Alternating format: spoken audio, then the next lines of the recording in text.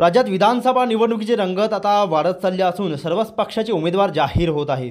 कोपरगाव विधानसभा मतदारसंघात यंदा पारंपरिक काळे विरुद्ध कोल्हे लढत होणार नसून महायुतीकडून अजितदादा गटाचे विद्यमान आमदार आशुतोष काळे यांना उमेदवारी जाहीर झाली असून महाविकास आघाडीमध्ये ठाकरे गट आणि शरद पवार गट यांच्यात कोपरगावच्या जागेवरून रस्सीखेच सुरू होती। परंतु गुरुवारी राष्ट्रवादी शरदचंद्र पवार पक्षाची पहिली यादी जाहीर झाली असून त्यामध्ये कोपरगावच्या जागेवर राष्ट्रवादीचे प्रदेश प्रवक्ते ॲडव्होकेट संदीप वरपे यांच्या नावावर शिक्कामोर्तब करण्यात आला आहे। त्यामुळे कोपरगाव विधानसभा मतदारसंघात राष्ट्रवादी विरुद्ध राष्ट्रवादी अशी लढत पहिल्यांदाच होणार आहे। एकीकडे आशुतोष काळे आणि भाजपचे कोल्हे कुटुंबीय दोन्ही मातब्बर नेते एकत्र असून त्यांच्यापुढे महाविकास आघाडीचा उमेदवार कशी टक्कर देणार याकडे कोपरगावसह संपूर्ण जिल्ह्याचे लक्ष लागले आहे।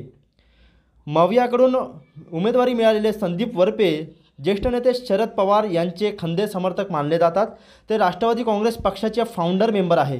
संदीप वरपे यांनी 1995 साली विद्यार्थी काँग्रेसपासून आपल्या राजकीय कारकिर्दीला सुरुवात केली। त्यानंतर 1999 साली राष्ट्रवादी काँग्रेस पक्ष स्थापन झाल्यानंतर ते राष्ट्रवादी काँग्रेस पक्षात गेले आणि आजपर्यंत 25 वर्षांच्या कार्यकाळात राष्ट्रवादी काँग्रेस पक्षात विविध पद भूषवली आहे।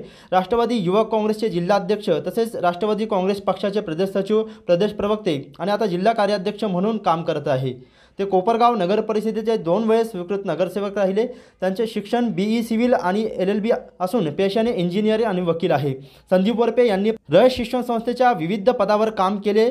संदीप वरपे यांच्या आई-वडिलांचे शैक्षणिक क्षेत्रात मोठे योगदान असून वडील गोरख वरपे कोपरगावातील एक महाविद्यालयात प्राचार्य होते। त्यांची आई प्रमिला वरपे प्राध्यापिका होती।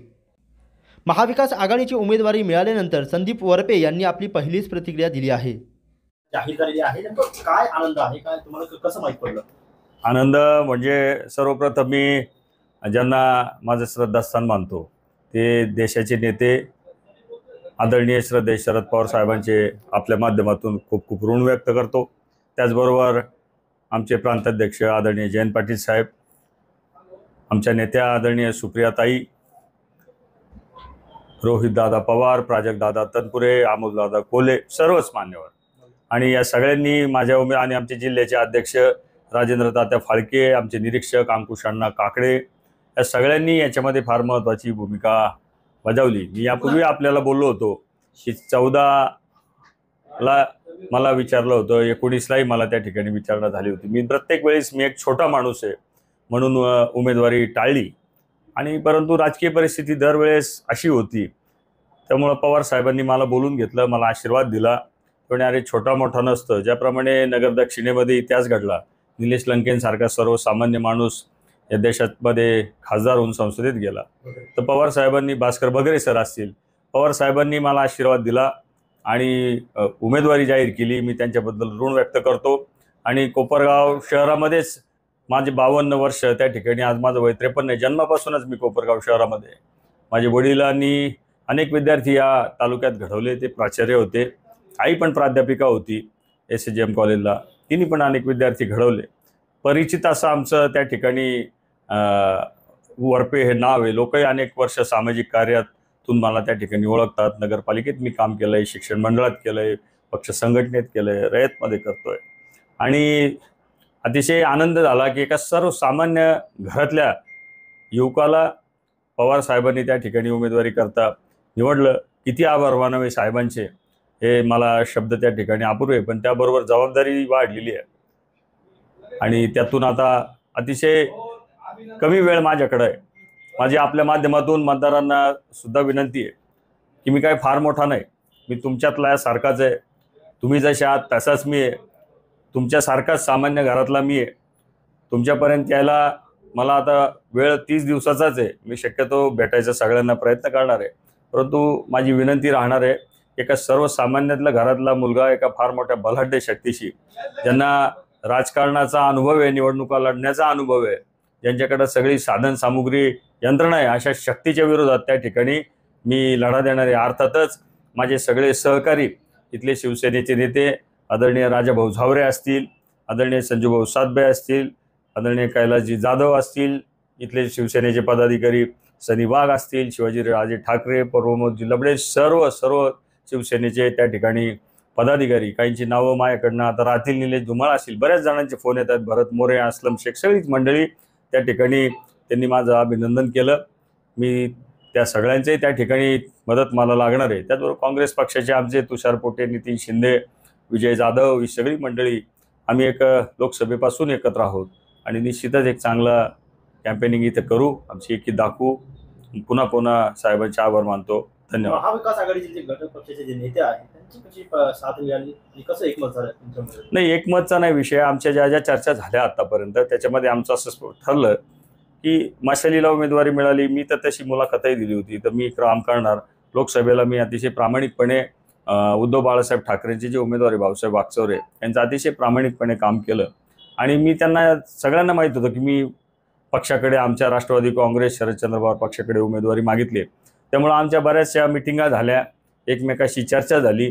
त्याच्यात त्यांनी मला मोठ्या मनाने सांगितलं की तुम्हाला उमेदवारी मिळाली तरी आमची अडचण नाही. इव्हन आजही सकाळी मुंबईला जाताना आदरणीय राजाभाऊ जावरेंचा माझा फोन झाला, कैलासजी जाधवांचा माझा फोन झाला, सनी वाघांचा माझा फोन झाला. त्यांनी सांगितलं की मी म्हटलं तुम्हाला 100% तुम्ही तुमच्या पक्षाकडे उमेदवारी मागा, तुमच्या पक्षाला जागा सुटली तर मुंबईहूनच मला फोन करा, मी कोपरगावात मशालीची बोट त्या ठिकाणी लावून देईल आणि चांगल्या पद्धतीने मी तुम्हाला साथ देईल.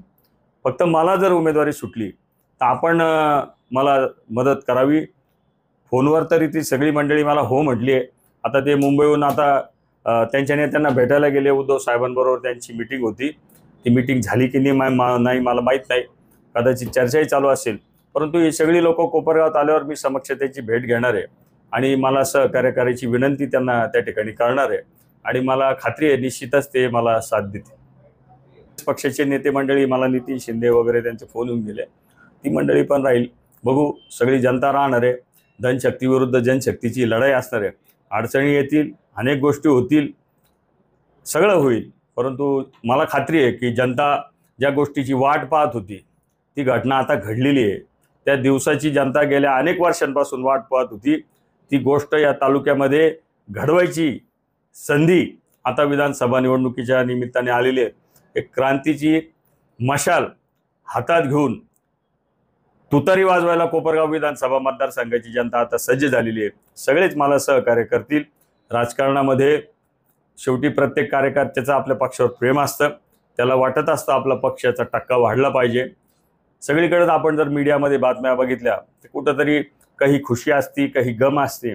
परंतु जे नेते श्रद्धेय शरद पवार साहेब आहे, आदरणीय उद्धव साहेब आहेत, बाळासाहेब थोरात साहेब आहे, या सगळ्यांची काय आपण बघतोय परिस्थिती आणि यातून आम्हाला हे सगळं करायचं आहे. महाविकास आघाडीची एकी टिकवायची आहे आणि या राज्यात महाविकास आघाडीचं सरकार आणायचं आहे. मी आपल्या माध्यमातून कोपरगाव शहरातील नागरिकांना, कोपरगाव तालुक्यातील नागरिक मतदार बंधू भगिनींना, कोपरगाव विधानसभा मधील मतदार बंधू भगिनींना विनंती करतो हात जोडून, एका सर्वसामान्य कुटुंबातल्या मुलाला हे शिवधनुष्य पेलायला आदेश त्या ठिकाणी आम्हाला महाविकास आघाडीने दिला आहे. राजकारणात अनेक घटना घडतील, अनेक अफवा तुमच्या कानावर येतील, हे नाराज आहेत, हा फुटला, हा तिकडं होता. मी एक सामान्य याच्यातला मुलगा आहे. या राजकीय डावपेचांना मी उरू शकत नाही, कारण मी एक सरळ मार्गी मुलगा आहे. माझी आपल्या माध्यमातून विनंती की आपल्याच घरातला मुलगा विधानसभेला उभा आहे आणि त्याला आमदार करायची संधी आपल्याला या निमित्ताने मिळणार आहे. 20 तारखेला मी अजून उमेदवारी अर्ज दाखल केला नाही, पण माझ्या सहकाऱ्यांशी चर्चा करून तारीख ठरवून उमेदवारी अर्ज दाखल करील.